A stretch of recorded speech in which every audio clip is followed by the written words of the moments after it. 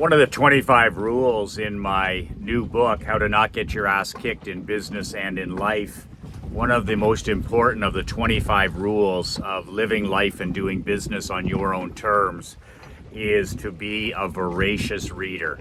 Leaders are readers. Not all readers are leaders, but all leaders, in my experience, are readers. Very important that we instill a love of reading in our children, in our grandchildren, in our teenagers, in our adult children. And nothing is more contagious than a positive example. You know, what do your children see you reading all the time? Do your teenagers see you reading all the time? Are there books everywhere in your home? Are they in the living room? Are they on the dining room table? Are there books in your bedroom? Are they in the bathroom? Are there books in your vehicle? Our home is just books, books, books, piles of library books, piles of newsletters. It's just books, books, books. And Krista and I are both readers. We want our daughter, Emery, to see us constantly reading. Sitting on the end of the dock reading, on the boat reading, at the pool reading. You know, when we're traveling somewhere, if we're on a plane or we're in a vehicle, we're reading. If we're waiting, we're reading.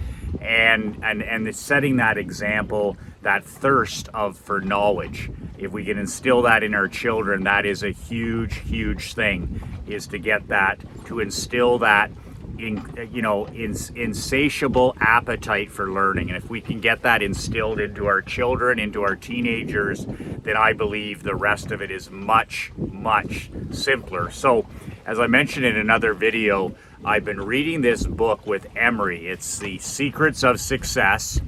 The Secret of Success is not a secret. Stories of famous people who persevered. And I shared the story of J.K. Rowling the other day. This book is by Darcy Andrews, by the way. And it was a gift from badass book buyer and newsletter subscriber Jeff Dean, my neighbor around the point. And we have been reading these. It takes about 2 to 3 minutes per night. So Krista and I read to Emery every single night aloud. And we've been doing that since the day she was born. We read for half an hour aloud. Sometimes she reads, sometimes we read. But regardless, we've added this book. And these are just short little stories of perseverance, which Emery loves to listen to. We remember stories. Remember that. Teach through stories. Go to town on the stories. When you're at the dinner table and you're trying to talk about something important with your children or your teenagers, even your adult children, your spouse, tell a story, tell a story, tell a story. When I'm writing my newsletter, I teach through stories. When I'm speaking on stage, I teach through stories. When I'm talking to my hockey team, I would always teach through stories. My on-ice practices, teach through stories. My book is story after story after story. And the reason you need to do this is because we're hardwired to learn through stories. So what I really love about this book is it's all little tiny short stories. So Emery remembers the story about Einstein. She remembers the story about Winston Churchill. She remembers the story about Muhammad Ali. She remembers the story about Steven Spielberg. And they're just the best ways to teach ourselves and our children. So the story that we read the other night was the great badass physicist Albert Einstein. And the title of the story on Einstein was The World's Illogical Scientist. The world's only illogical scientist, physicist, scientist. And this is what Einstein, as I read the couple of pages on him, what he was criticized for when his theories started to be accepted. His critics said, this guy is a lunatic, he's a charlatan, and his theories are not based on logic. They're illogical. So in other words, he was a badass renegade contrarian. That's what that is saying. And critics are always famous for that. This isn't this and this isn't that. So very interesting. But the story of Einstein is an amazing story of perseverance for us to read, for our children, our teenagers. It's a story like Albert Einstein, and I've told this story to my hockey players many times, and of course to my daughter Emery. Einstein did not speak until he was 3 years old. Albert Einstein did not speak a word until he was 3 years old. And then it took him several more years after that to be able to put even words together in sentences. It says in the book here, he would be called on in school by his teachers and he would just mumble. He couldn't put, words together into sentences. And his early teachers decided that he was mentally delayed. They thought that he had a learning disability. They thought he was mentally delayed. And candidly, they said, this kid is not going to amount to much because he can't speak and he can't read. He was 7 years old before he could read. Basic reading. He was 3 years old till he could talk a little bit, 7 years old before he could read. So they stitched that label on him right away, right? This kid is not bright. He's got a learning disability. He can't read, he can't speak, and he can't learn. So just amazing how those self-limiting beliefs and labels can be stitched on our children, and how they were stitched on us as well. And to be very cognizant of those being stitched on you and your children as well. And always questioning the boxes that people try to put you and your children in. So Einstein also, his struggles continued when he tried to get into the university, and he failed. He failed his entrance exam into the university of his choice, and he had to take it a second time to get in. And when he did graduate from university, his first job was as a clerk, a low-paid clerk at a patent office, trademarks and registering things. And he loved the job because it allowed him so much downtime that he was able to work on his theories, on his physics theories. He was able to think. So he did enjoy the job. And then, down the road, of course, Einstein became Einstein, and his theories were accepted as fact, and on and on. And he won the Nobel Prize for physics. But what an incredible story of being labeled as not smart, being labeled with a learning disability, being labeled as a person who's not going to achieve much in life, and then you become one of the greatest badass thinkers of our lifetime. And Emery loved that story, and I love how when we tell stories and read stories like these books, how they remember stories. And then, when you read stories like this personally, you can share these stories in your newsletters. You can share these stories when you're speaking to your team, your employees, your kids, your grandkids, your spouse. Go to town with the stories. They're great teaching tools, and I'm loving this book. I mean, we'll be done this book by the end of the summer, just one story at a time.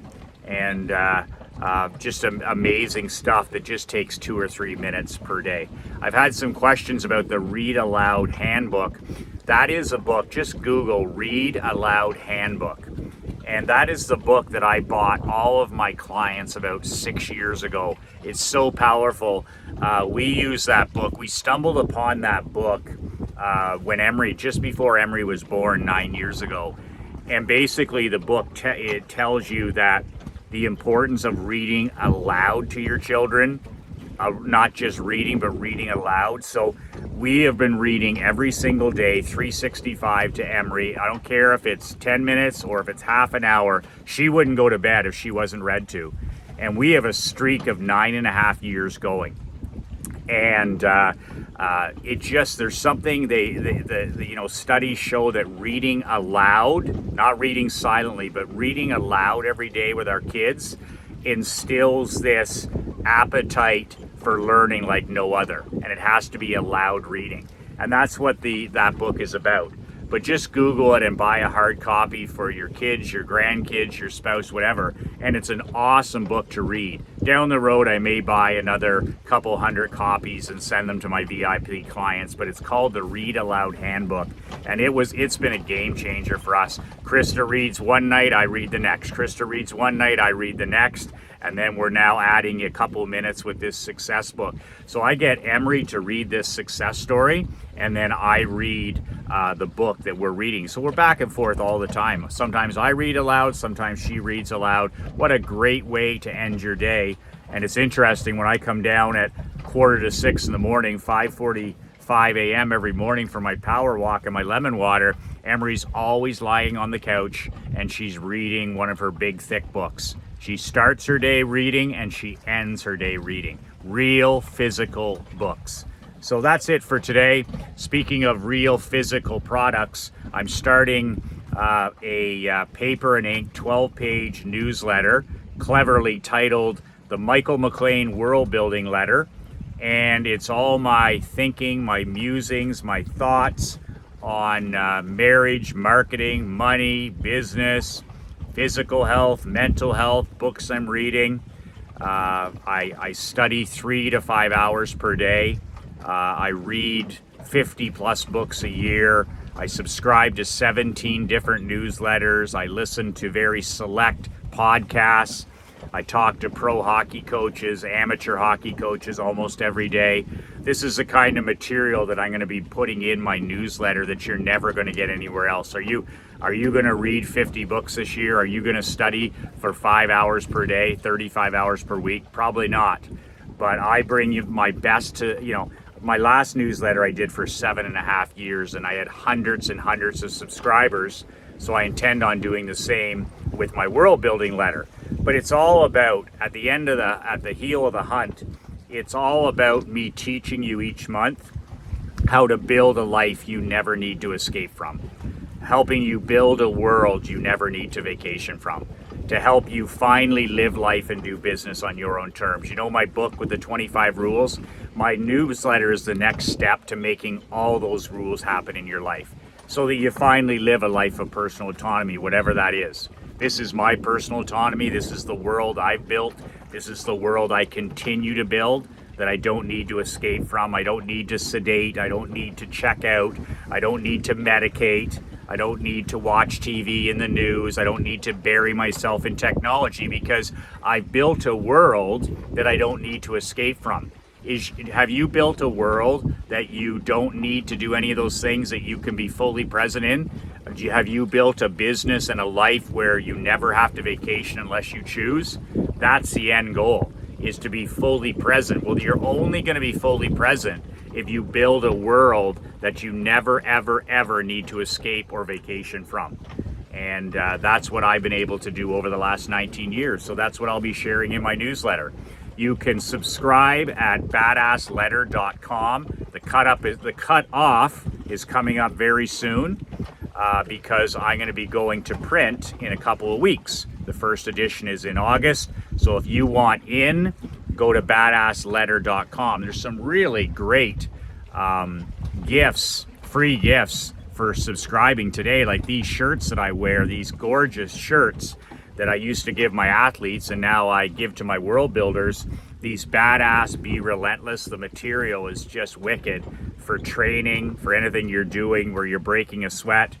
I'll throw in one of these. They're worth $60. I'll throw in one in for free with your first newsletter.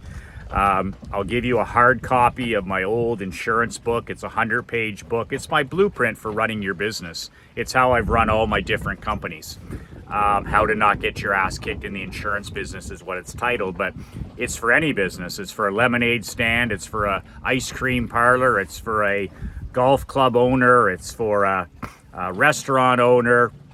I don't care if you're selling flooring or if you're in the car wash business or you're in the coaching business or the real estate business. That blueprint applies across the board. You also get fax and mail, yes, real mail access to me when you're a subscriber. And one of the coolest things that we've designed, Mark Andre has designed, is an online forum outside of big tech, outside of Facebook. It has nothing to do with that.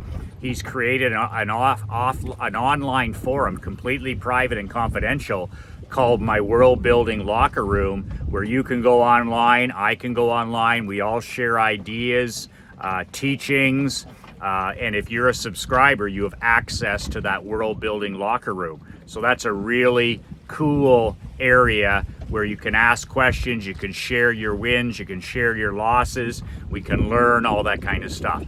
And so there's some nice bonuses if you act today at badassletter.com. Well, that's it. I am going to be heading out right now for 15,000 plus steps. And one of the things it's interesting is something that I'm testing that I really enjoy. And I shared this with some of my top 1% world builders the other day, is I am going on these long 4 and 5 mile walks every day, every Sunday. And it's just once a week, but Krista and I, we just, get the water and we just go.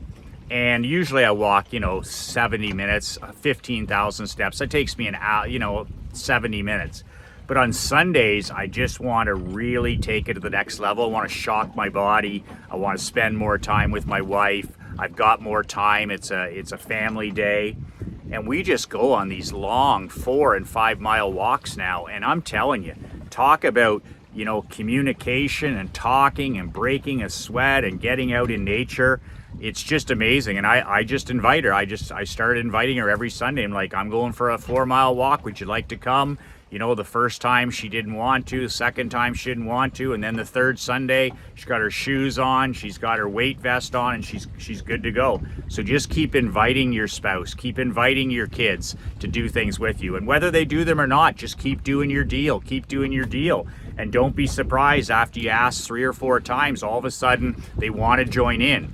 Instead of saying, oh man, come on, and pressuring them and pushing them and insisting that they do it and being a hard ass, just invite, especially with teenagers. Invite them to do things with you. Invite them to lunch, invite them to breakfast, invite them to go for, drive to work, invite them to help you out with a marketing project. Invite. Same thing with your wife. Like, instead of being, pushing people into things and you want to do this and come on and do this, it's like invite.